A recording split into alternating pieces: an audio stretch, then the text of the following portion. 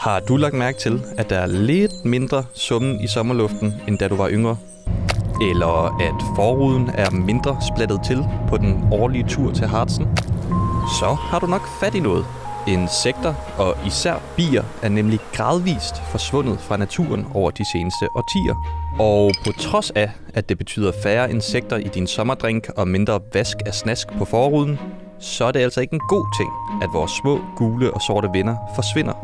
For de har faktisk en enorm betydning for vores økosystem og fødevarer. Så hvad ville der ske, hvis de helt forsvandt?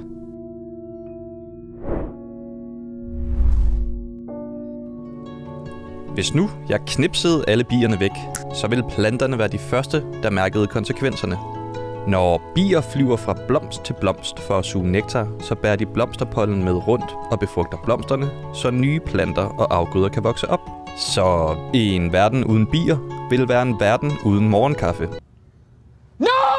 Kaffeplantens blomster bliver nemlig udelukkende bestøvet af vilde bier. God chokolade skal vi også sige farvel til. Chokoladens kvalitet afhænger nemlig i høj grad af biernes bestøvning af kakaobønnen. Men det er langt fra kun luksusvarerne, der kan forsvinde med bierne. Bier ser i farver, og ligesom mange andre, så elsker de farver.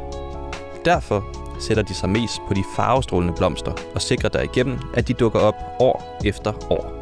Forsvinder bierne, så forsvinder også en masse af de farver i naturen, som vi sætter pris på. Og med færre farverige blomster, så får vi også færre af de afgrøder, som blomsten udvikler sig til. Bier er ikke eneansvarlige for al verdens bestøvning.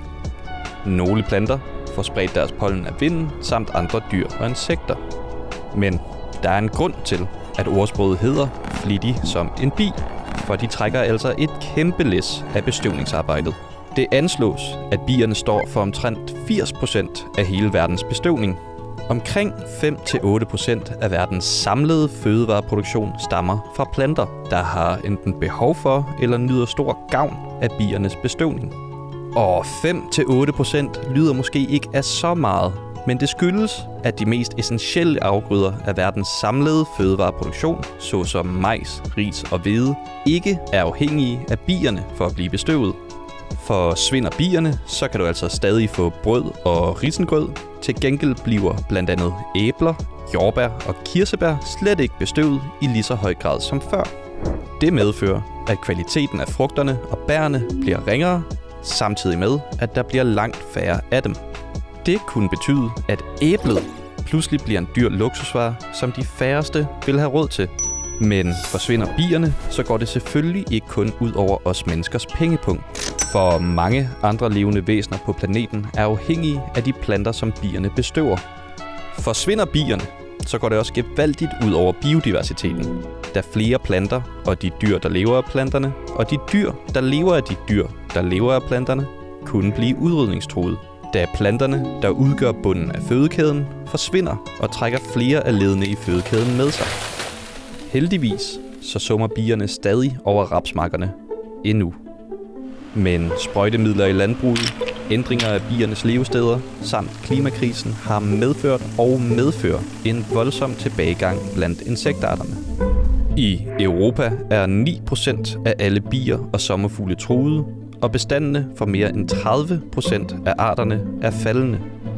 Ifølge den danske rødliste, så kender vi til 292 biarter i Danmark. Af de 244 arter, der er gjort status på, er 19 uddøde og 56 truede, hvoraf 18 af de 56 arter er kritisk truede. Nogle bier klarer sig fortsat meget godt i naturen og i bistaderne, og vil ikke forsvinde lige med det samme. Men fortsætter udviklingen, så kan biodiversiteten lide et hårdt knæk. Hvis du på en håndgribelig måde vil hjælpe bierne med ikke at forsvinde, og samtidig få afløb for frustrationerne over, at de lige nu forsvinder, så kan du sætte en efterårsdag af til at losse til hvide mælkebøtter og sprede dens frø. Mælkebøtter er nemlig fulde af god næring til bierne, når de til foråret vokser frem igen. Så los løs, og send en tak til vores sorte og gule venner næste gang du nyder din morgenkaffe. Mange tak for at du så med. Hvis det her med at los til mælkebøtter har givet dig blod på tanden for at fikse klimakrisen, så kunne du jo tage at se vores video her fra klimaserien Klimaks, hvor vi udpeger 3 vigtige ting, vi skal gøre for at løse klimakrisen.